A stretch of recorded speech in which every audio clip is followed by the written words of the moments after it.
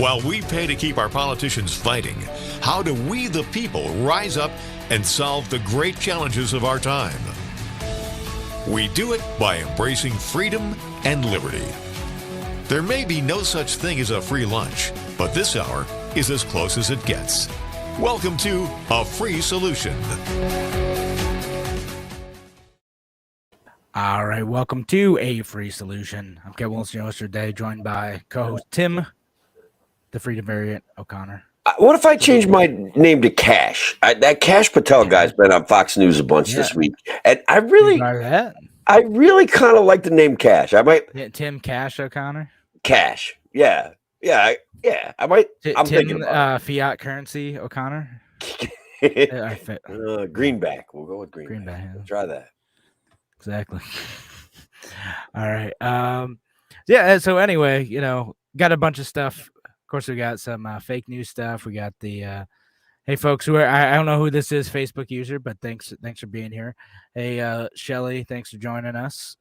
And so we're gonna talk about the story that kind of went around last week. We didn't get a chance to talk to it because I was out in New Hampshire for a wedding. And so we'll talk about that. We'll talk about Liz Cheney. We'll talk about some of the FBI stuff. Yeah, the FBI guys, the FBI is in good hands. People are defending it all over on CNN. Brian LaRusso's out there. All right. That's who it is. All right, there we go. Yeah, so we know who it was. It's just this Facebook user. Look, I met Terry. She's pretty sharp, dude. She's nice. Like, and fits right into my anti-incumbency kind of deal, and maybe help see Peter Oberacker get a little revenge for his being a, run-of-the-mill standard duopolis swamp kind of, making money off of his position in the government kind of thing. I don't know. I don't want to make too many false accusations, but anyway, I'm sorry. I was trying to take no worries. So, but yeah, so we'll talk about all those things. It was my first time ever visiting New Hampshire. And unfortunately, I don't feel like I got much out of the Live-Free Day. Like, my only experience in New Hampshire, besides being in the wedding itself, is going to a Target and seeing so many people not return their carts to the carousel.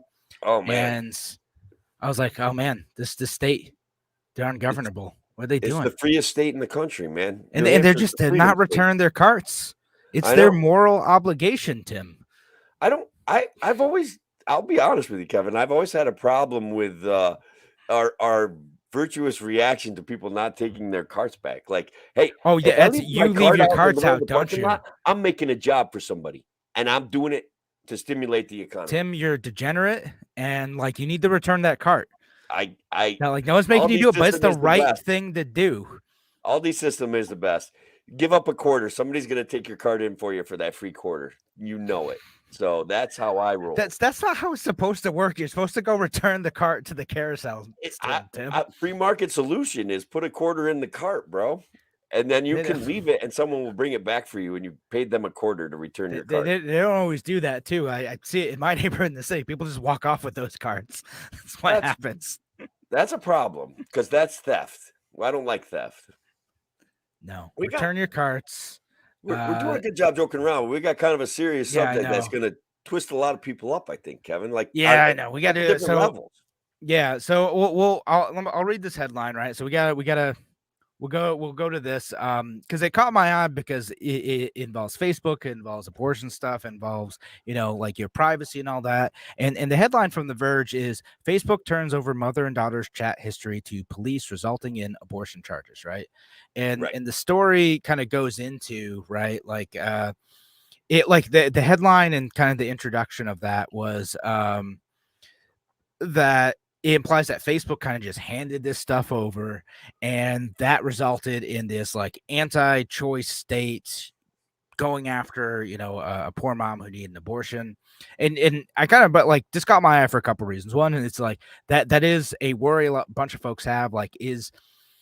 Are changes post Roe, are they going to encourage states to infringe on people's privacy because they're trying to find out if someone's pregnant and crossing state borders and seeking an abortion? Are there going to be is there going to be a nightmare of like privacy situation, even for people who aren't seeking abortions? Are women, going to have to face scrutiny from state officials whenever they travel, right? Like that's the worry that the progressives are tossing out there, right? That's the worry. So let me just turn that phrase. That's the worry that progressive leaders want progressives to be emotionally excited about. And on some level, with the Patriot Act and all the spying that's available and stuff like that, there's a valid worry, and it's there is actually, a valid worry. It's not, like I said, like libertarians are kind of worried about this too. Like even if you're pro-life, you're like, this is gonna get a lot of state officials who now have an excuse to dig into your personal private life. And again, here's Facebook turning over these messages. out that issue of this is we live in kind of a police state where spying on citizens is kind of like a normal everyday practice. Like it's that's what I want. It's an area where we could all kind of come together, Kevin. Libertarians, progressives, conservatives, like, hey, private conversations between two people, should you be able to just get a warrant or whatever? I don't know. I don't like it. Yeah. Well, all right. So we'll talk about that part of it first, right? Like, again, should Facebook turn over this stuff? And the answer is, well, for our convenience, they keep a record of all of our chat logs, right? Like it's not just like a Facebook is being shifty thing. It's like users want to have their chat record so they can go back and see what the heck they're talking about thing. Like that is a feature that like they've chosen to stick around with because that's what they want. So the government knows that this is available. It's not in the hands of us individuals. It's in the hands of Facebook. So I can log on my phone and see the chat. I can log on to my Facebook account, my computer, see my chats. And now in so doing, Facebook now has that information. So if the government says, hey, we need these chat logs,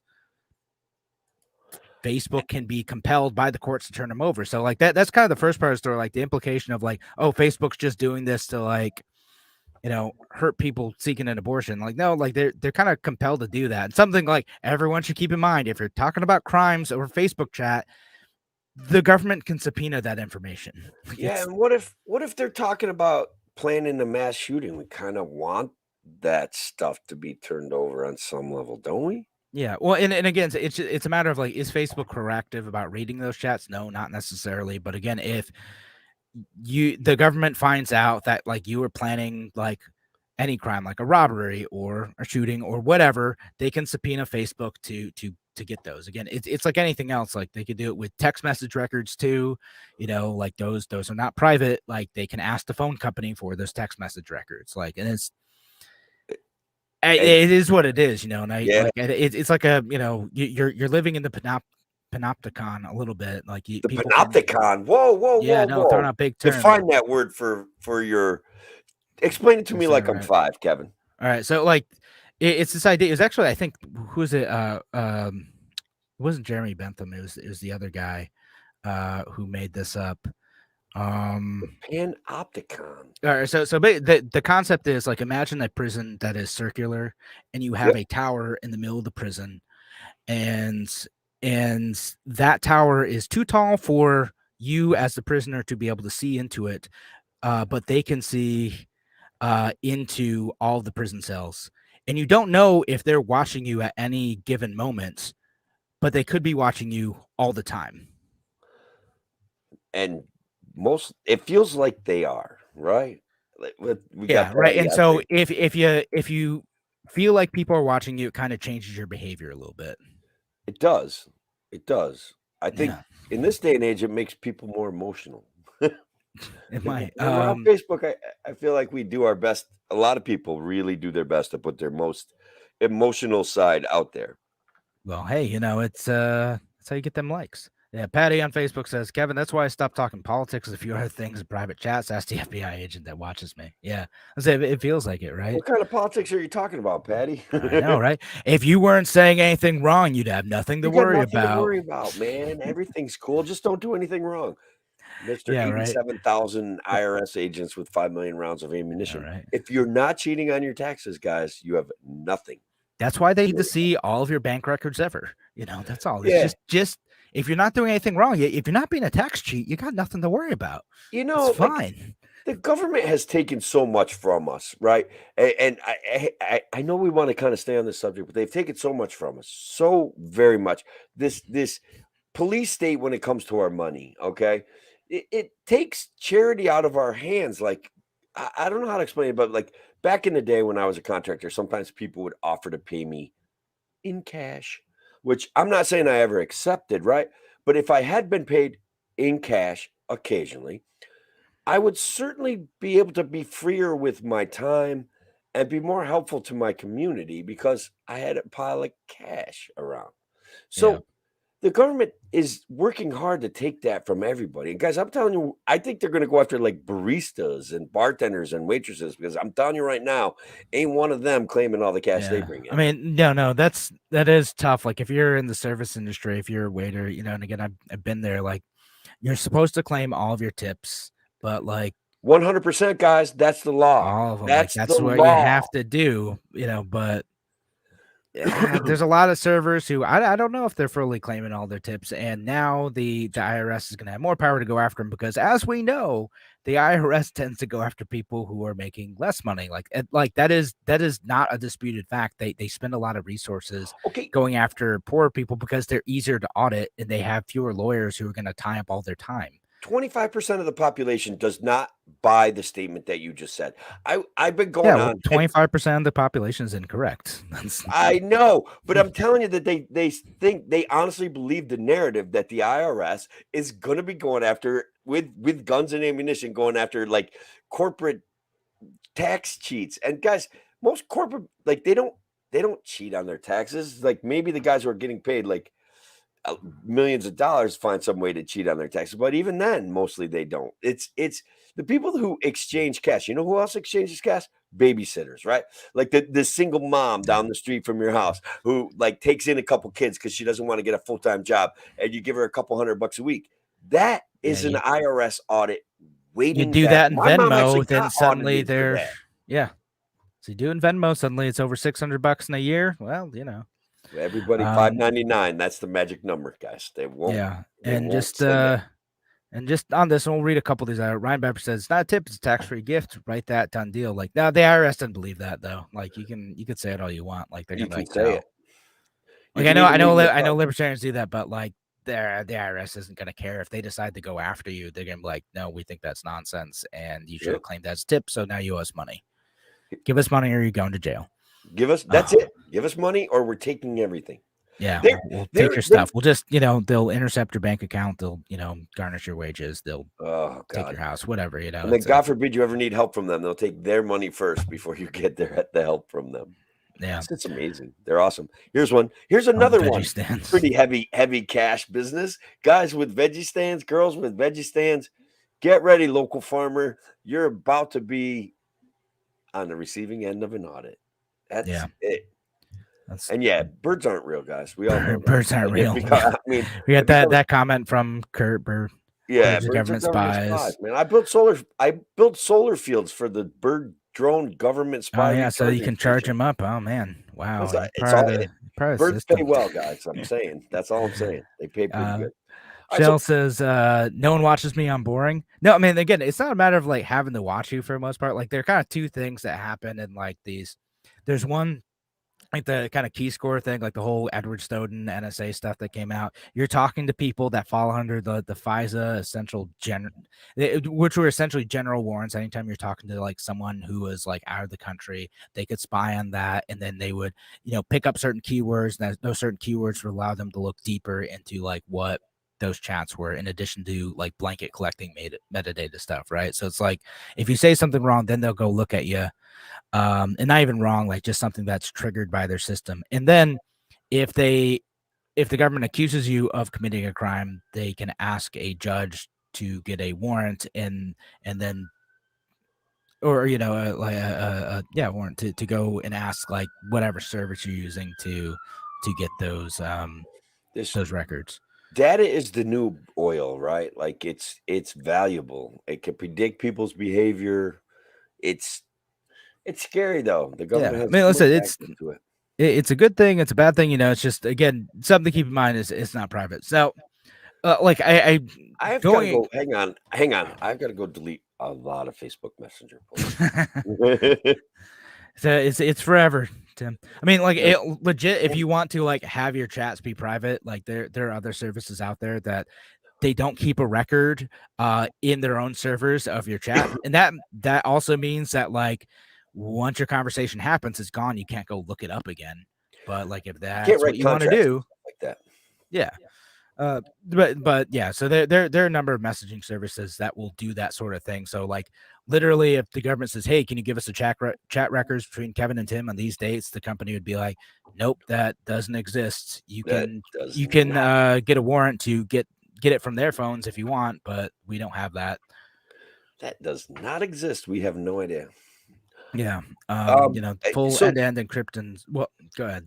Well, did we go down the entire wormhole? I know we went off on the libertarian part of it, the data access, but the sensationalized headline, I think, is so talk about too. I started hearing a little bit more about, like, this isn't the full story on TikTok, and I looked into it a little bit more, and it's a bit messier. Like, again, the original story doesn't mention like, hey, that woman who got an abortion, she ended up getting like buying pills for an abortion that were meant for like really like early on in the pregnancy process, but she was actually 28 weeks pregnant. They consider like post 25 weeks is viable. She was 28 weeks pregnant.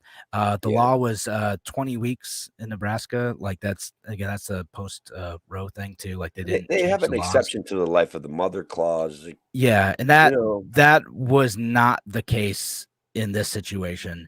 And it's not just that like she tried to induce an abortion herself by getting some abortion medications, like just a couple different drugs, abortifacients. A couple different drugs that can cause abortion, usually used earlier in the process. It's also, again, she got those under false pretenses, and then on top of that, the fetus was burned and then buried. And so again, that's not how you're supposed to do things. That remorse says they knew they committed a crime, Yeah, and then like they ended up like kind of pleading in that crime too. So again, it's not as simple as like Facebook is a bad guy just like turning stuff over. It's also not as simple as Nebraska has backwards abortion laws. Maybe again, we can agree the government is the bad guy. I don't know. The government's always the bad guy, but like in this case, like it's not great. But also, like I kind of get one of those things like after 25 weeks, that baby's actually kind of viable. Like that's that starts to cross that territory. Like that starts to become an individual. I want and again, this wasn't a life of the mother thing, so like, which is different. Like it's different when you're having a late-term abortion and it's a life-saving procedure type of thing. But I want an uncomfortable societal agreement as to when life begins, where everybody kind of gives a little bit, and we all just say, you know what, that's that. I know, down with the patriarchy, guys. I get it, but that's what I want. I think that would be a better path forward for our kids, and that's it. That's what I think. I want this uncomfortable societal agreement. That's it. That's what I want. It's simple, man. Can we just make a freaking agreement without like all this other bullshit, without them preserving issues and beating us over the head with it and making us fight? And then blue team is going to save you. Red team is going to save you. I'm so tired of that, man. I'm tired. I don't think it's that simple. I think it's tired of it. Yeah. I mean, like you got to actually work through, some stuff. That's an awful joke. Says, I don't know. At 50 years, some fetuses aren't viable. That's right. An awful joke, but I love it, man. Yeah. And that's Michelle says, my niece was born at, I think, 26 weeks. Yeah, like they're babies that are born that survived that after that. Yeah. And again, so like that to me, it's like I don't fully know what the situation was, but it's a little bit messy than a bunch of my friends. I know like some of my progressive friends listen to the show on occasion. I'm like, this one's a little messy. Shelley says, so if they did the cremation burial and they aren't licensed morticians, how is that possible? I mean, I know they did on there. They were not successful in cremating the body, which is kind of what brought attention to them. Yeah.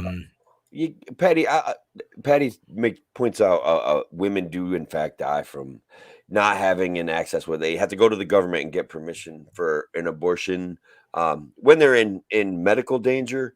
Unequivocally, any kind of medical danger would be exempt from my uncomfortable agreement, right? Like, it's a big case she mentioned is in Ireland. It's a big thing over there. Like a lot of them would be like, okay, like we've got to figure out a way to get to UK or France because the abortion laws are so restrictive over there. When there was legitimate danger, like there's just they had laws that required breeding.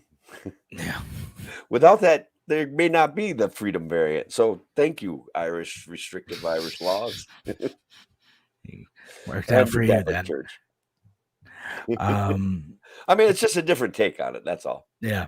Anyway, I don't know. I thought this is appropriate for our day when we usually do fake news. It's perfect for us to talk about because it can get everyone mad. But if we just sit and have this conversation, maybe we get to where that agreement is just a few people closer, right? Like we just say, yeah. But there is an element of sadness here. Young girls getting pregnant, they use birth control, kids. Hello, that's part of it. And legalize it over the counter. Yeah, I'm still in favor of that. That's what I talked about after I talked about the hearing aid thing on Wednesday. Yeah, but that's kind of big news. Let's. I don't know if these guys. Maybe these guys don't get a chance to listen on Wednesday, but being able to buy hearing aids over the counter, there was never a reason to not be able to buy them over the counter. There was Tim, of course there is. You can make them more expensive if they're more restricted. There's a reason. It might not be a good reason, but they're incredibly more profitable in an entirely controlled environment for people that make them and sell them. That's a good point. I didn't think about it like that. Oh wait, try to be more considerate. yeah. I mean, so that's a step in the right direction. We get more reforms like this. And guys, I'm a guy that's actually losing my hearing. I'm going to have to get hearing aids at some point. It's handy. Let's be honest, Yeah. But it's a nice thing. Yeah. But you can get them. The prices are probably going to go down quick. All these companies are good to go. As soon as it happens in October is when the official date is. You're going to see all sorts of stuff like hit the market. And it's going to be like a miracle for a ton of people. Again, people who either don't feel like the hearing loss is severe enough to go and see a doctor about it. And I have relatives like that. And I could just be like, all right, well, let's go pick up one of these, like $200 ones or something. Yeah. So, yeah, I mean, that's there's so many areas of the world where we could further advance our standard of living through competition, right? Yeah. Competitive markets can do so much. And a lot of people bash capitalism.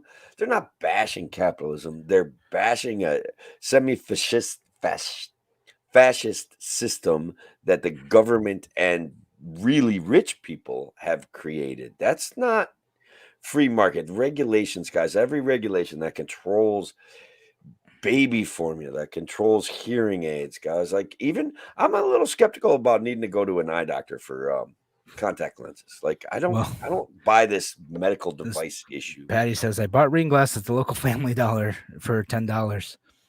Yeah.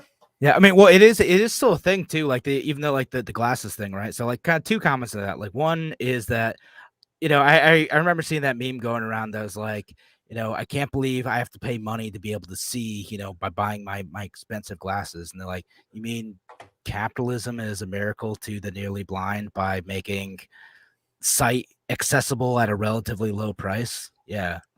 Well, if it was pure capitalism, you'd be able to buy tiny pieces of plastic to insert in your eye that correct your vision at a price that you could try 15 different kinds without even going to a doctor. Because there's no way that these things are expensive, right? It's only because they're controlled by the medical regulations. So, I mean, like the contacts specifically, they've gone down. Like it still does require, like you need to make sure it's not going to like chip apart or have toxins in it, right? Like you have some quality control, and that's certification, private. Yeah, right. Yeah. So someone ISO 9001 would take care of that. Certify that, right? Yeah. But it doesn't have to be the state. Right. But the other thing is like, yeah, that technology to like do your own eye exams like exists, right? Like it's funny because like I don't have a prescription for glasses. So if I want to do that, I have to go to an eye doctor and get a prescription and get my eyes checked out. But my wife, who does have a prescription for glasses, can go on certain sites, get her eyes rechecked, and with that, order new glasses every single time. yeah, but like, so she can do that. Yeah. You know, and they're bashing cronyism, and I call it fascism. It's creeping incremental fascism with benevolent overtones, but it's still fascism. But yeah, Ryan, like Ryan's saying, you know, I'll go to an eye doctor. I believe I need to go every year in order to renew my prescription. I know if I can see. Yeah, I mean that's the thing. You can, if you already have prescription, you can go online and retest to confirm whether or not that subscription is still valid and effective, and order cheap glasses for like $20. You know, whereas if you go to some of the other places, you know, where they have the actual eye doctors, the glasses are a bit expensive. You just got to know your prescription. You don't necessarily need to buy the glasses there. Yeah, guys, I probably need glasses. I can't read like signs like, you know, 50 yards away. So it's probably about time I get your eyes checked, get some glasses, get on that system. And guys, look, under capitalism, you'll be able to buy cheap glasses, and yet you will still be able to buy Ferrari glasses. That will be your choice, right? You can do whatever you want. You can do it that way. Your glasses can be a status symbol, or your glasses can be functional, and both, of course. Yeah, and listen, in socialist countries in the Soviet Union, like you couldn't get glasses. They don't even let them wear. They don't even have glasses in China. I think they have them in China. You know, China's like weirdly, they're more like fascist than communist at this point. Yeah. This actually is not a good point. That the insurance companies control what can get paid for when you go get your prescriptions. So like you can't get money from your insurance company for contact lenses, at least not without a fight. And what I do, I go in and the doctor tries to get me to take a pair of glasses, and it's like I can't wear glasses because I work outside all day and I sweat. So I can't see why would I put something on my face that I can't see through and water drips on it all day long? That would be stupid. And it is stupid. And I've tried them and I hate glasses. So I only wear contact lenses. That's it. And so it's always a fight. I always have to fight with the sales lady. I got to argue with the doctor. I got to explain to him, I am not buying glasses from you. Okay. I want one contact that fixes my vision in my right eye. And that's all I want. And then they're like, that's not how any of this works. And I'll be like, just give me my prescription. I'm out of here. Clowns. It's a constant, just the government interference in my life and the empowerment of a medical system that doesn't serve me just drives me crazy, Kevin. It's an injustice. I have to find something to rant about. And that's it right there. Ryan knows what I'm talking about. He knows. All right, man. You know, I have to take your word for it. I haven't. You'll see, Kevin. You'll see when they try to hook you on glasses. You'll see. And you want contacts. It's like it's a nightmare. It's just a nightmare. So I'm not in a hurry because my eyes are now perfectly attuned to staring at a computer screen and, you know, a foot and a half from my face now. It's just that now I can't see stuff far away. They've adjusted. We're a little self-absorbed. You don't need to see that stuff far away. Yeah, it's good for that. It's good for reading this stuff here. It's good for reading comments on the show. But yeah. So guys, it's time. I don't want to underplay the seriousness of our original conversation, but let's talk about how the FBI, first of all, it's just been a great opportunity for libertarians like Spike Cohen to just get out there and repeat some words some phrases and ideas that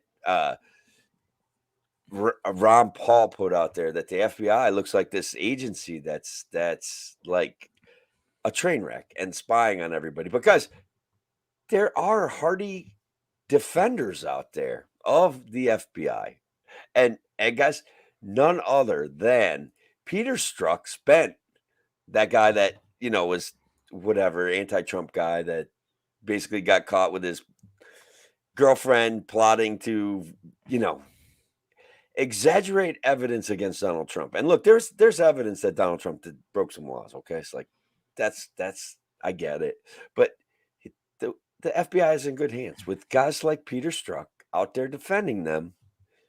I just think they're going to be fine. We're not gonna be able to ban them now. What do you think? Should we ban the FBI, Kevin? I mean, yes. Not specifically because of the Trump thing, which right. I think no, that's a good point too, right? Like you guys kind of hate the FBI now because they're messing with Trump. We've kind of not liked the FBI for a long time because they do really bad shit.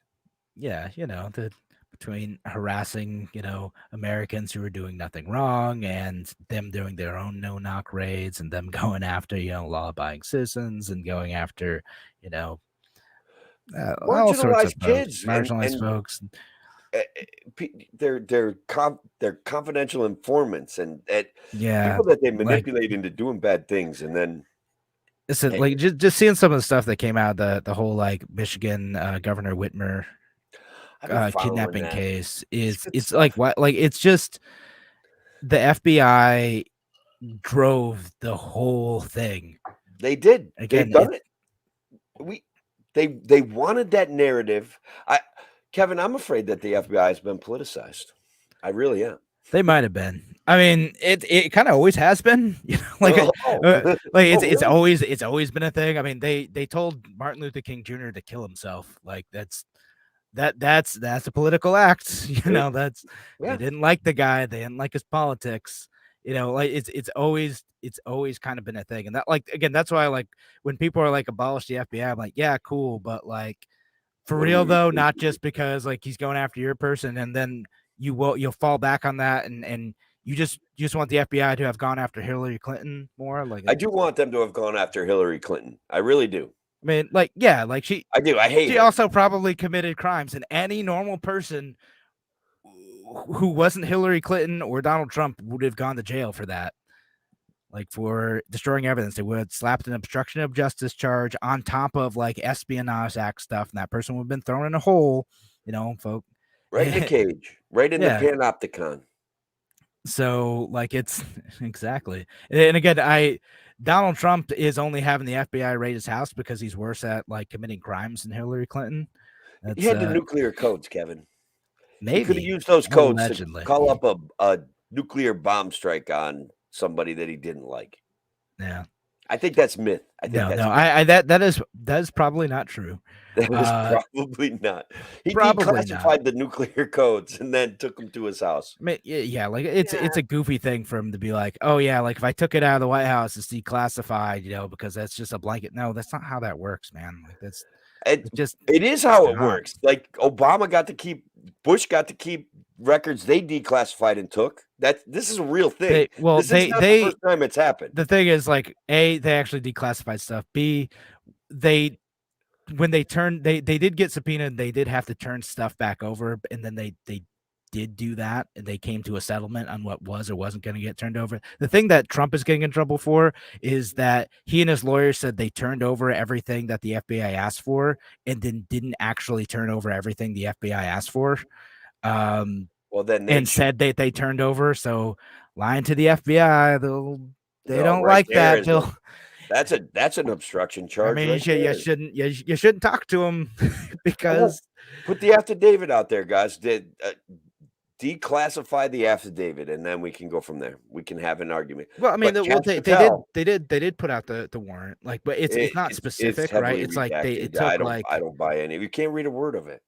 Well, no, you can read it. It's just it's not specific, right? Like we took one box related to this thing. We took one box of miscellaneous, So like they miscellaneous. Did you say Melania's or miscellaneous? I'm not sure. That too,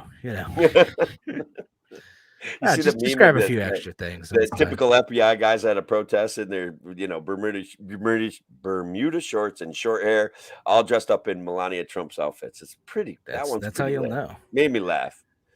Hard. But I'm not worried about like him like having the nuclear codes per se. Like those are changed. Like maybe some stuff, but like I don't remember who said this. I'm kind of taking this line from someone else, but like, Look, I feel like he mostly like wanted to have like cool stuff that he could like frame and put up on the wall and like brag about. Yeah, You know, and it kind of seems like his thing, and he just wanted to keep it because he felt like he should be able to keep it, but that's not how the records work. And yeah, if it had just been less sloppy about stuff, he'd probably be in less trouble, and he probably still won't actually be in trouble. You can't not be sloppy and take on the deep state. You got to be brash. You got to be bold, man. Like, that's it. And look, if we have a federal freaking government that doesn't change the nuclear codes when they change the president, there's a bigger freaking problem going on. Like, I don't know, you fire the wrong guy at your place of work and you change all the locks on the building. Like, that's just common sense shit, man. Come on. So, yeah, right. It's if there's any actual danger because they changed, that says more about the Biden administration than it does about Trump. Yeah. You got to change that stuff. Oh man. So Peter Strzok wants everyone to know, though, that the FBI is an honorable organization with a legacy of serving the American people with things like Fast and Furious and let's see. Wait, did they actually drop like, yeah, we did good work like Fast and Furious? No. Okay, I'm good. just no. It's just that's what I when I listen to these guys, that's what my brain does, is it fills in the rest of the sentences, like at Ruby Ridge, you know what I mean? Like, it just kind of like the surveillance of Muslim Americans who, assuming we're not doing anything wrong. The agent provocateur stuff, the harassment of, like, apparently there is a thing where they're harassing a bunch of Chinese Americans, accusing them of spies too, and they're like, bro, I'm just trying to like live my life.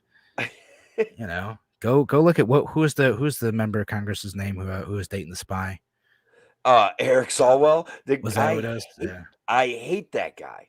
It's Eric Swalwell was dating the Chinese spy. He was stepping out on his wife. And he's the guy that is always saying something along the lines of, yeah, go ahead and fight the U.S. government. We'll run you over with tanks. It's like, wow, dickhead. Like, it's a little on the nose there. He's such an authoritarian POS. Now, he threatened to like nuke people, right? Like that was his deal. Was he the one who did that? What's that? He's like, you don't need guns because we have nukes. That's him. That's him. Yes. Yeah. Yep. I was downplaying it a little bit, but he was just paraphrasing Joe Biden. So it's no big deal. It's no big deal. Something like that. They actually pulled out the tank line like that. That would make it to our fake news segment. But yeah. So good news for Republicans, Kevin. Is it? Well, is it Tim? Liz Cheney. Liz Cheney is not going to be whatever she was before anymore. Member of Congress. Right. She still is one. Right. For a couple months. It's not. So she's out, though. She lost her primary to a Trump supporting lawyer who, God, it's a funny thing about mainstream news, right? Like, I can't really find the lawyer that beat Liz Cheney's name without Harriet Hageman. What is it? Harriet Hageman. Harriet Tubman? Hageman? I think it's Hageman. So I thought I heard it. But that's who it is. Who beats Liz Cheney. And all right. So here's my thought on the Liz Cheney thing. Again, there's never a person who deserved to lose their seat more. Just absolute monstrous statist. She is, man. She's a big government Republican. Yeah, but I'm not exactly thrilled about who replacement's going to be. Not that it matters much because I'm not in Wyoming and Congress like votes in lockstep anyway. Right. But also, I don't like. I thought she was right. I think she's right about the Trump stuff for the most part. Like, I think that's why she lost, because she spoke out against Trump. I think that's the same reason Justin Amash lost. I think it's the same reason Peter Meyer lost. Out in Michigan. And you're thinking the Trump fandom has carried these other people to victory, not Liz Cheney's absolutely horrible participation in what I would call the deep state. I don't know. I don't think that's it. Again, I'd like to give people the benefit of the doubt, and I know a lot of people want to just dismiss Trump supporters. Which, look, I get it. Okay, I get it. But I think that I want to give Trump support. I always want to give Trump supporters credit because one of the things that they like about Trump, they all admit that he's kind of a psychopath, right? That but they all see this problem with government corruption that libertarians see something similar to. But then they go like Trump's going to be the guy that saves us, and I'm like, just another symptom of the problem. And so I don't dismiss Trump supporters the way that I don't know other people do. I just don't. I think that they're out there. I think a lot of them are thoughtful and they're emotional. I want people to be there's a less handful emotional. are, but like again, both in my personal experience and like seeing how people talk about the campaigns and like how Justin Amash talked about, how Peter Meyer talked about, again, like that guy's campaign, who's the dude who actually replaced Justin Amash. He was running against a diehard Trump supporter, dude. Trump, was supporting that guy, and like Peter Meyer got roasted because he voted for the second impeachment because he thought that like Donald Trump had abused his power and deserved to be impeached because of that. And I think he was right on that. Like Wait, what did he do to abuse his power? In the whole January 6th thing? Yeah. Well, all right, so we're gonna rehash this whole thing. All right, cool. So great. So yeah, I mean, in terms of like how did he abuse his power, he tried to intervene in the state of Georgia's elections. He called up the Secretary of State, said, "Go find the votes." That's something that there actually is I think a grand jury panel forming right now that Rudy Giuliani got called into for that one. And that was out by then. He had taken a number of other measures that went well beyond any good faith look at trying to understand whether or not there's a fair counting of votes. He pressured people within the Department of Justice to retain power. He pressured people within his cabinet. He pressured Mike Pence to try to stop the floor vote. And then, again, there's the whole January 6th thing itself, in which he may have likely known that there were people armed and encouraged them to go. Again, that kind of gets a bit fuzzy, but it's really all of the other stuff leading up to that. It's especially the thing in Georgia, the go find the votes. It's the pressure. So the go find the votes thing to you is damnable. Like that's a thing that you feel there's a big. I don't think that people buy that one. And I don't think they buy. I mean, I'm gonna be a bit. I think they don't want to buy it because they like Trump. Sorry, like that's what it is. Like to me, I look at that stuff and that's like dialogue, like that what he said there should be a crime when we know that these jokers and these clowns are exchanging plain loads of money. And so I know it's a tit for tat and this argumentation thing. And I'm not even saying you're wrong. I'm just saying this is where people get to where we don't even know what's real. Like that statement, when I heard it in context, didn't really like it. It sounded Tim, like so like that's how it's. We do know some stuff is real though. Like after midnight that night, can't just go find the votes that are there. Like it just didn't sound that bad to me. But I get that they're in the political sphere that there could be the argument that you're making, and I'm certainly not saying it's wrong. I'm just saying people have a hard time taking that seriously, and it doesn't necessarily mean that they love Trump. Partisans on both the Democrat and Republican side do it.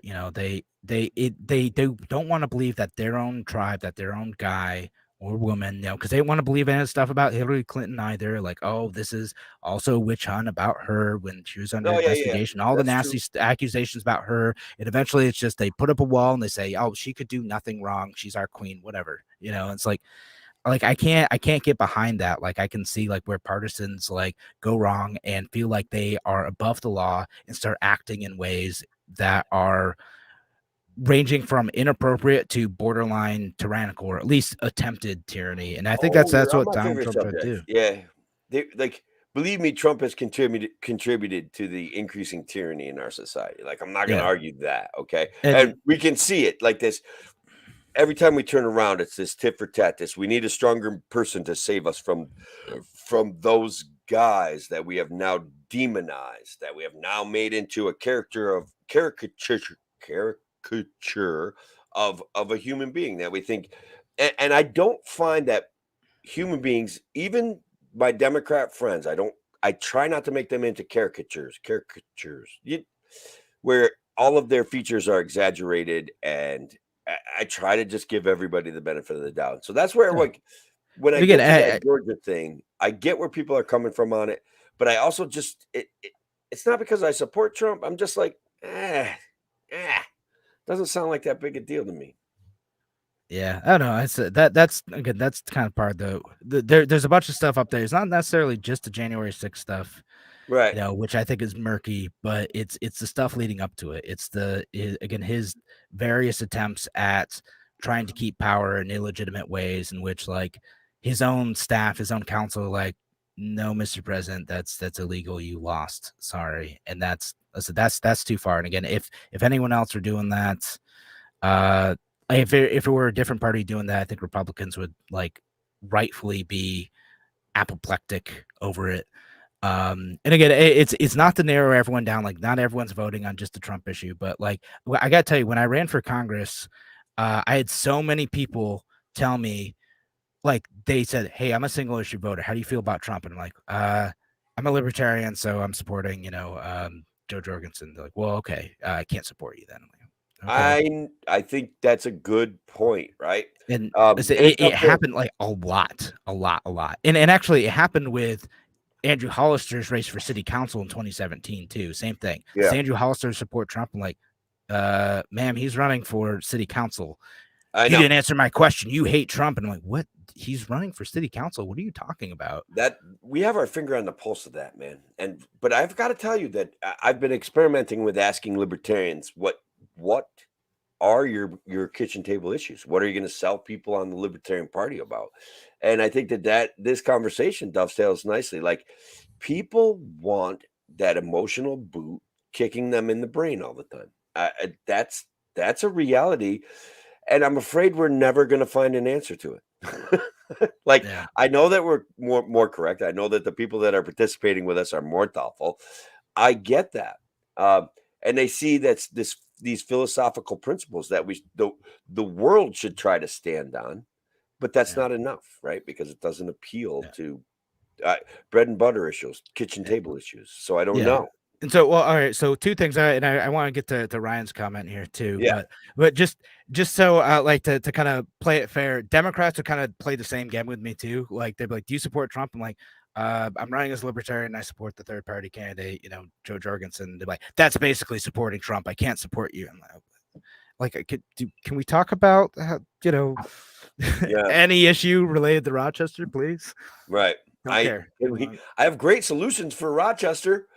Yeah, I'd have my pitch, in different places. I'd talk about like a couple of different things. I talk about education. I'm like, hey, we can introduce more choice in the education system. Here's how we could do it on a federal level and incentivize states to like give your kids in Rochester more choice, and that's what I do. And that seemed to be a really salient issue. And again, I would get people talking, especially like if I saw they had kids, I'd get people talking about education, and it worked well, and they were excited. And they're like, yeah, I want more choice in education, and that's interesting that you have like a way of doing that from a federal level. And then half the time, like, though, they're still they'd ask me about Trump, like literally, like it's broken our politics so much. It's terribly frustrating. And Ryan, libertarians need to focus locally, please. Dude, I agree with you, but again, it's weird. Like Penfield elections over here, town elections, people are talking about how they're running to oppose Trump first, and people are responding to that. What? I get it. Yeah, you're running for Penfield town board, bro. Like, what does that have to do with anything? How do we desensitize people to that? And I look at Bernie followers and Trump supporters as two seemingly polar opposites, but they are not. Both have many who would follow them into fire if they said to. Wow, right? Like, that's we prop. I want to say, I'm going to call them clowns, right? Like, we prop clowns and jokers up, and we put them on a pedestal, and then we defend them at the very integrity of our soul. And sometimes we get angry, and some of the anger comes from cognitive dissonance, where you're defending someone that has taken an indefensible position and made indefensible acts. Like when I watched ardent 2A supporters backfill for Trump when he said, "We'll take the guns and give them due process later," and it's like, Guys, you know what he just said? Like, you know what he just said? Your neighbor can red flag you, and then you've got to pay your lawyer to go back and get your property. Like, that's what he said. And it's worse than that because a stigma comes attached with having your guns yanked out of your house for whatever reason. And he was there, man. And people like they defended that. So that specific instance was a real problem. Yeah. No, there's a few things, with them again, and like to me, people like Justin Amash like spoke out against it, and I think he got punched. Like the party is like, no, you need to be loyal to the party, and so people do that too. Like Democrats will do that to each other too, right? Listen, Nancy Pelosi will go after the AOC folks who, again, half the time deserve it. Like I'm like, yep, they stink on a bunch of these issues, but then other times they're like, nope, they're just rightfully calling out Joe Biden and his abuse of civil liberties or, foreign interventions or whatever. And they should call them out, and the party's roasting them for it. I can tell you that being involved in our local politics on the level that I am, and that's with a moderate level of interest, and yet mostly trying to live my life and spread a libertarian message that this town, this county, this small segment of New York State absolutely unequivocally behaves like a swamp. Okay. They don't represent, they make money, they take advantage of their positions, and they lie. All of them lie, and they behave inconsistently. And that's every single town, every single city, every single time a group of people get elected to office, they all, once they get reelected, they start collaborating, man. And they line their pockets, and they line their friends' pockets, and they hey, there's a good contract coming up. Maybe you want to take a look at this, and maybe we'll get you in. And but it goes deeper than that. Yeah. And they all profit from like property theft. It's an issue, man. And they are completely unaware of how hypocritical and how dangerous that what they're doing is. They don't care. I posted a lawyer's defense of the $8 property seizure in Michigan, and it was just disgusting. It just disgusting. Oh, wait, so what was that? Like, it's on TikTok. Is that what we should do? Yeah, I didn't end up reading. I was like, oh, I literally have it saved. Yeah, I posted on my page, on my Facebook page, which will suppress TikTok things. So if you guys are out there and you want to see, he quotes a Suffolk County case to try to bolster the county's position for stealing a property over an $8 mistake. Okay. And then the lawyer has the balls to say that, well, if it's a mistake and we take his property by mistake, he can go to court. And it's like, what the hell? Why should he have to go to court? Why can't we just say it's $8 freaking? That's it. We're not taking his property. They took his property. They sold it. They were going to keep all the money. I think that this guy actually won because the tenets of it were so ridiculous, but they probably found some sort of legal loophole where the T's weren't crossed and the I's weren't dotted. And they're like, oh, we better give this guy's property back. We didn't fill out the right paperwork. I doubt that they admitted that $8 is a disgustingly gratuitous reason to take somebody's property. No, they'll do it. Yeah. I might have somebody to talk about, like not now about this. So I need to give it some more time, but government getting mad at me over some paperwork stuff. Oh God, we don't even want. But they love their paperwork. Hey, you don't fill this out. Like, we're serious. We're gonna take some action. I'm like, yeah, it's man. like it's not even my stuff. You'd be hurting. It's other people's stuff. Just anyway, it's a little too close to time. Maybe I'll talk about it in a couple months. But all right. So let me be. I did not have time to chase down any fake news, but I want to be clear. Most of my news is coming from Fox News these last couple of weeks anyway, because like, no wonder you're defending Trump. I can't not watch it, man. I can't not watch it. Watch some CNN. No, actually, don't do that. Don't subject. I did though. I did. CNN is in the morning, and that gets me up and moving, right? And then Fox at night keeps me awake while I'm trying to play chess a little bit before I go to bed. And I'm just like, these guys are all freaking liars, and they're talking about the same crap over and over again, and they all are twisting the truth. Every single one of them are twisting the truth. It drives me nuts. Tim, just don't watch the news. I know. Well, about 8 You're years getting ago, yourself worked up, man. I got rid of cable in my house. It's like staying in a hotel. It got cable. So I don't generally watch the news. I generally read news and watch Netflix and, chill. Yeah. But all right. So I have some fake news stuff though. All right, cool. I got a couple of them. All right. So did Nancy Pelosi say that communist China is one of the freest societies in the world? I feel like I don't think it was recently. I think she said it about 6 years ago. I think this is a true headline. It is. It's not real. It is fake. Oh. And it was recent too. Is like August 9th. She was on like the Today Show, and is people being a little bit shady? They took stuff out of context. She says the Republic of China is one of the freest countries in the world, by which she meant like the name that Taiwan prefers for itself. Okay.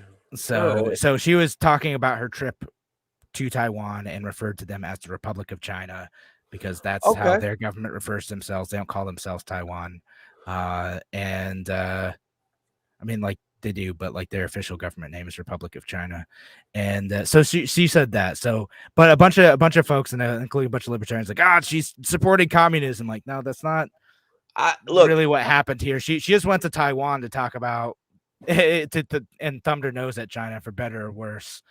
I've been on a kick of seeing communist ideology it coming from both the left and the right, and I've done a couple TikToks on them, and it's just like this. It would be more of a cultural Marxism than actual communism, but there's a lot of this kind of like.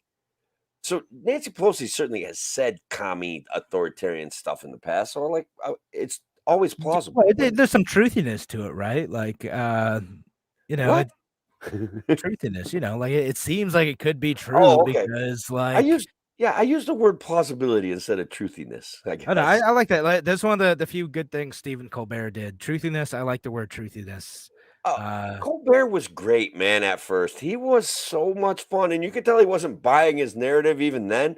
But now he's become like this ultra woke kind of clown show, and I can't stay up late enough to watch him anyway. Yeah, I didn't really watch him, but truthiness, that like something that like has the essence of truth. It like feels true. Like it confirms your prior narrative. Truthiness. Yeah, I like it. Yeah, our show is filled with truthiness. Truthiness sounds wholesome, Kevin, whereas plausible, I don't know. I think you get what I'm saying. Yeah, well, so that's why he made the words. Like he wanted it to like sound like not a bad thing. Like, oh yeah, like we could talk about this stuff, and it's not true because it has truthiness to it. He used to be hilarious, guys. And to you kids out there, like, I'm sorry what he's become. I'm sorry, he's not funny anymore. I legitimately would know. He might be hilarious, but I have not watched him in years. Yeah, I don't know. The few times that I've watched him, he's been like this mishmash of like wokeness. It's like, and he tries to like still pretend like that he's a conservative. But what he did at first was really pretend really well that he was a conservative, and did a really good job of not quite buying his own hype, and B, making fun of liberals at the same time. And so it was very libertarian back then. I don't know. Now it's not. Yeah. Now it's woke. I don't know. Woke is, I ascribe that to every emotional pile of garbage that the government hands us, I guess. I mean, suppose, again, I feel like woke is a little bit overused sometimes, but it is. It is. I've been told like, oh, you're woke because you believe we should have more immigration. I'm like, I don't know. Does that make me woke? I just think the government shouldn't get in the way. No, you're woke because I believe in civil liberties. All right. Yeah, where I think that the civil liberties, where the immigration issue gets divisive, is it's another issue that we've never solved the problem, right? Like there is an issue of a welfare state in the United States. There is an issue of people coming here under the refugee status, under sneaking in, and under that they do get government, or it would appear that they get government benefits. And so people legitimately have this concern that they're going to take advantage of the systems that we have in place and not pay taxes. I don't feel pay taxes. It's you can't have illegal immigration if we just make all the immigrants legal. What's that? We can solve the illegal immigration problem now. You won't have any illegal immigrants if you make all the immigrants legal. That's all you got to do. Easy peasy. Okay. So how do you counter the argument, or how do you talk about the argument that we have an extensive welfare system, that people that will come here will take advantage of that welfare system? Well, it depends on how much I feel like having a serious argument. I might just be, all right, abolish the welfare system, then fine. Say that again. I can't quite hear. I got some noise in the background. Just abolish the welfare system, then. If I'm not being serious, whatever. Abolish the welfare system. I think if we wanted to solve people being angry over illegal immigration, we would abolish the welfare system, right? Yeah. Now, if I wanted to make like a more serious, drawn out argument, I might say like, well, a lot of those folks aren't actually eligible for most forms of benefits, yet they do pay in taxes. And if you're undocumented, usually you're paying taxes often under another social security number, but can't ultimately collect those benefits anyway. Hang on. I want to point out that I know that for a fact to be a true story. Okay, that they get regular jobs, that they have to use a fake social security number, that they can't file for a tax return, even though they are getting taxed just like everybody else. That's a true story. Still gets pulled out of their paycheck, so still gets pulled out of their paycheck. That's a true story. And they're here working, guys. And obviously we need them if we only have like a 5-6% unemployment rate. But but even the immigrants who are like, lawful permanent residents who are able to access the welfare systems tend to consume that welfare at a much lower rate than American citizens. So if you want to get into the actual numbers of it, like it's, on net, immigrants, like as a whole, illegal, temporary visa and permanent residents, they consume, they are net contributors to the welfare system. It's just a matter of whether or not you think that is legitimate in any way, because only Americans deserve it. And then I don't think it's persuasive. It's not even that I disagree with you. Okay, I don't think it's persuasive. So when I even if it's true about illegal immigrants, I try to talk. Tim. Even if it's true, even if what I said is true, you don't think you just don't think it's persuasive. I don't think it's persuasive. No. And that's not a shot or an insult. That goes back to, how do we sell libertarianism, right? How do we make more people understand that there's injustices going on?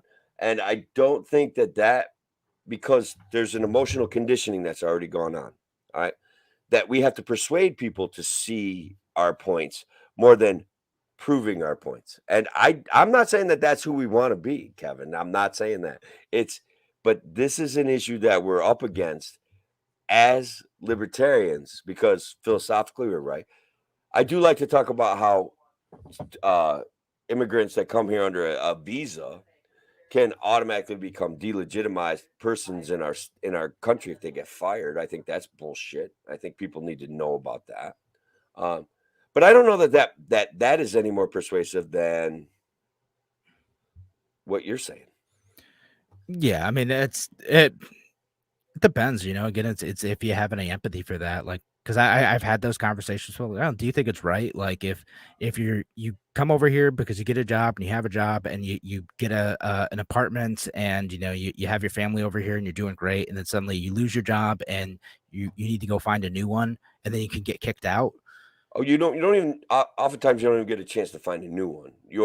Exactly. Like, you don't get that chance. Your visa. Okay. And and I'll say that to folks, and some folks, like normal folks, you and I, are like, yeah, that ain't right. Like you should have the chance to, like, figure your stuff out, right?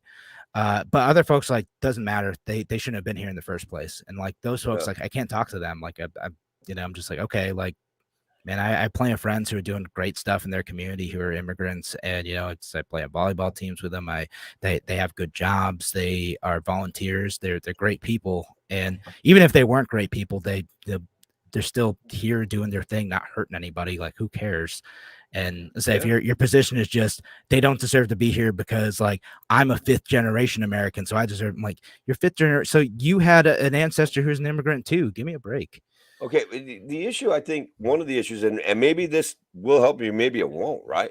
But like the issue is this issue of coming here without following the rules, and the ability to manipulate people through fear and anger, right?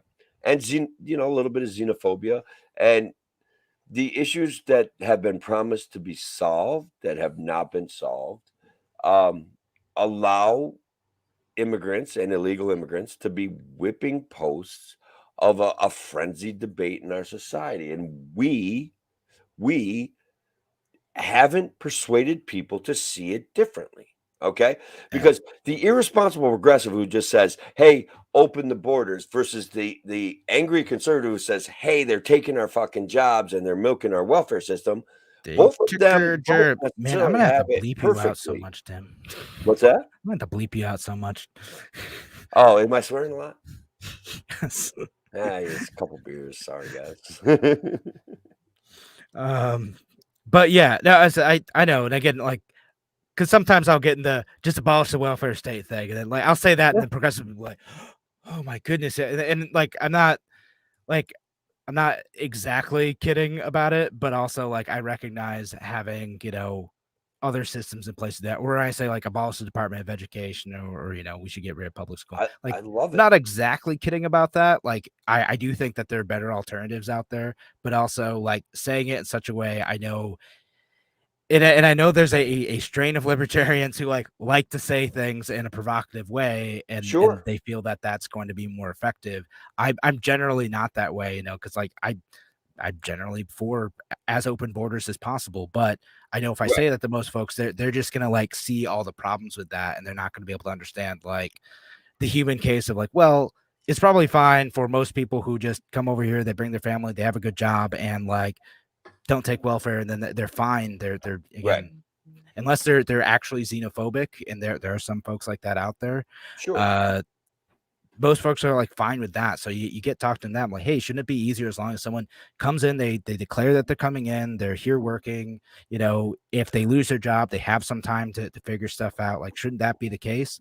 Yes. Okay. Well, we don't have that now. Like, we have a system that is Byzantine and expensive and complicated, and it takes years just for people to get permission to stay here legally. And even if you do everything right, it can take decades for you to become a citizen, and you still might get kicked out for almost no reason and lose everything you've built. Or running afoul of a taxation agency, a bureaucracy. Yeah. Like these are things that are ridiculously oppressive. And the illegal status of people creates a human trafficking possibility that I think is going on, right? And it's totally a thing, because again, there's the incentive like, hey, we want to come in, but there isn't really a legal way that they can afford to get in, so they just they work with the coyotes to get them across the border and try to establish themselves as much as possible, because even living in the shadows is like better than like where they came from half the time. So they're like, let's find a way to do it. And to me, I'm like, okay, we can get rid of all these bad actors in that process by just like making the process a little bit simpler. Okay, I think making the process simpler, fair, and more equitable, and make it a meritocracy where the merit is you're coming here and going to work. Like, you're coming here looking for a job. You're a real person. That's it. That's the merit. It doesn't have to be more than that. You'll pay your taxes. You'll pay your rent. That's it. You'll do your best to be a human being here. That's it. That's the merit it needs. We have people that pay thousands and thousands of dollars to try to get here. And like you said, then they get here. Then they still have this tenuous, nebulous legal status. And I think that with all the emotional manipulation going on in society, I don't think that people understand that piece of it. And I don't know how to persuade them to see it. You want to field Michelle's question here? All right. So Michelle says, they said, well, let's back up. Let's talk about what she said first. Michelle said in a previous comment, why is the LCNY acting like they don't support Larry? And I think they lied in an email. I don't know about that. Then she says, and again, I legit don't know about a lot of this stuff. I have not been paying attention to whatever the Libertarian Party is doing. They said in an email that we lost our line because we did not get enough signatures needed. And as far as I know, we did. Why are they lying? So is LCNY like the official committee name of the Libertarian Party, or what was I think left maybe of I'm it hoping now. she meant to put LPNY because I don't know what the LCNY is. I think there is like a group calling itself like the Libertarian Committee right now that like isn't actually Big L Libertarian. I've seen some stuff about that, and I don't know if that's it's Michelle, if the communications you're receiving are from the Libertarian Club of New York, that's a pro Zeldin bullshit pile of bullshit. The Gosh darn it, Tim. Yeah, the LPNY is the official communication system of the Libertarian Party of New York. There is a Libertarian Club of New York they're shady. Yeah, but we'll just the ballot line question too, because if you hadn't heard, like the case was lost. I don't know where it stands, if there's other opportunities for appeal. I think there is, as I understood, but the initial case was lost. They did not grant the Larry Sharpe campaign and the other candidates any relief for their issues with getting on the ballot, as they didn't turn in enough signatures. There's just some issues with turning it in. And Larry has a long video explaining what happened. There's some wild stuff that went on with some vendors and some folks that, yeah, it stinks. It's a bad situation. So they fell just a little bit short. Just a little bit short too, bud. I mean, really, like just a little bit. And again, unfortunately, what Larry and his team understood to be validly collected signatures by another vendor were not able to be turned in, to add to that total to bring them over the top. Right. So again, the Sharpe team understood that they had enough. It's just that there were vendors who had reported how many signatures they had who didn't turn in those signatures, and then that put them short. Which again, they needed 45,000 this year just to get on the ballot. Just to get on the ballot. 15,000. Larry met his end of a contract saying, if I get 90,000 votes or 110,000 votes, whatever the number was, he met his end of a contract. The Libertarian Party was supposed to have ballot access for, I think it was 4 years, and they to grant themselves $100 million, imagine that, minimized the Libertarian Party and the Independence Party by invalidating and changing the rules. It's the duopoly doing duopoly, bro. Yeah. No, that's what it is. Again, I do think that's the LCNY is a Republican co-opting group. They will try to convince you to vote for Zeldin, which maybe you want to, maybe you don't. It's up to you. But your thing. Yeah, I'm gonna write in Larry. It's even if he's not on the ballot, and hopefully he does end up being on the ballot. But I'm gonna write in Larry. Right. Larry and Andrew. So the other thing, I don't know how you guys feel about this. I'm just going to throw this out there. I've always been an anti-incumbent guy. Like, I feel like this could be our year to just really say, let's do our best to communicate with our friends that anybody who's already served in office under the COVID regime and under everything else that's happened over the last few years just does not deserve a job. They don't deserve to make money off of us. I don't know. I hope it grows into a movement. Maybe, I don't know. I would say look at their records, like look at them individually, because there's some folks who did a good job during the whole. Yeah, the Libertarians that we've elected, Brandon Lyon, Jamie Vanderwalker, Nick DeGrasso, like those guys did a good job. They did. So okay, reelect them. There's like 5 or 6 people. I posted them to the LPNY discussion page. Reelect those 5. After that, the rest of them can pound sand. That's it. There you go. Yeah, listen, I'm gonna be looking at who did well, who didn't. There's a lot of folks who didn't. It's voter suppression, well, and it's graft, right? Next year, these guys get their greedy fingers in a $100 million pile of money. Wow, where'd that money come from, Tim? Big business. No, they'll still get money from. Hang on. They'll still get money from big business, and they will get taxpayer donations to their campaigns to the tune of $100 million. $100 million, guys, for New York State elections. Yep. As long as you remember Amazing. Team Red or Team Blue, or perhaps the endorsement wings of Team Red and Team Blue, the Working Families Party and the Conservative Party, you'll have access to $100 million of government of taxpayer money. It's beautiful. Amazing. If you wanted to create a self-supporting system like that where the system feeds on itself, builds power for itself, you would have to look no further than New York State as the prime example in the world. We are the best at that. Maybe California, I don't know. Yeah. Oh man. So we got like we have to. I had like other fake news items. Oh yeah, yeah. I mean, no, it's fine. I was going to talk about the guy who posted a slice of chorizo and said it was a picture of a star. Oh, that was a good one. I did see that one, so I would have. Depending on how you phrase it, I might have got that one right. I kind of ran across that one somewhere. And then I was going to talk about the Cracker Barrel serving plant-based sausage. No, I think that's one of those, like, I think it's way overblown. Most people aren't really that mad about it. It's one of those things, like a handful of people on the internet got mad. Isn't that kind of the system supporting the system? Like, I don't have to buy your stupid vegan sausage. I don't care. And then they're like, oh, conservatives are mad. They're going to boycott the Cracker Barrel. Nobody has said to me they're going to boycott the Cracker Barrel. I mean, if you're going to boycott Cracker Barrel for selling vegan sausage, please post it in the comments now.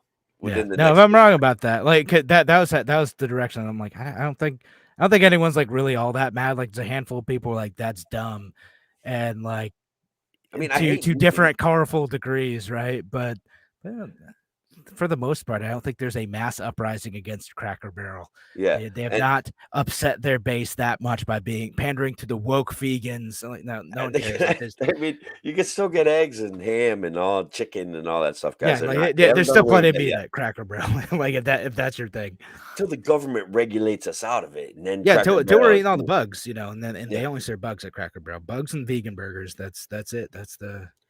I mean, it is a concern that the government is going to force us all into eating crickets and dandelions because of the World Economic Forum's behavior. But yeah, I mean, we got to like pre-record an episode of World Economic Forum. I've been researching them.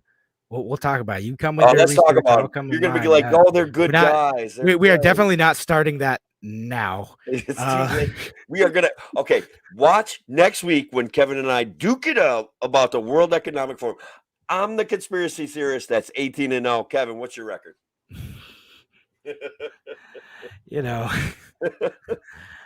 Just say if that's how you want to count it. When you're counting your own score. That's how you do it. I'm 100 now, Tim. Like I feel like I'm right all the time. I don't know. I'll bring a list I'll be like, these are the conspiracies I was right about. And just I'll throw one out there. CDC's latest guidance, Kevin. You see what they did? They stepped right out of the COVID thing. They should have never been in the first place. And I'll have my supporters out there. Ryan says, "Don't jab me, Kev." Bro, I appreciate this show. This was fun. We got a little. We had to argue about Trump a little bit. Like, I get it. I do. I get it. I get your point. We have to talk more about this persuasion issue. This pop. And I know, like, when you're philosophically pure, you don't need popularity, or do you? No. Everyone is wrong except for me. Y'all are dumb. I'm the smartest one here and the only libertarian. You're the one true libertarian, bro. Oh my god.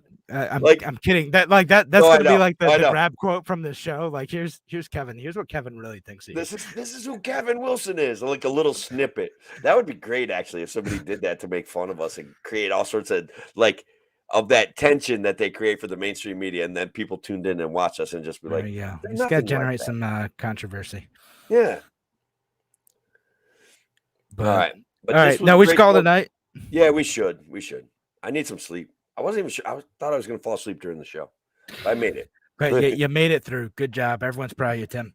I did it for you, the audience, and you, Kevin, my co-host. All right. Have a great night, folks. Take care.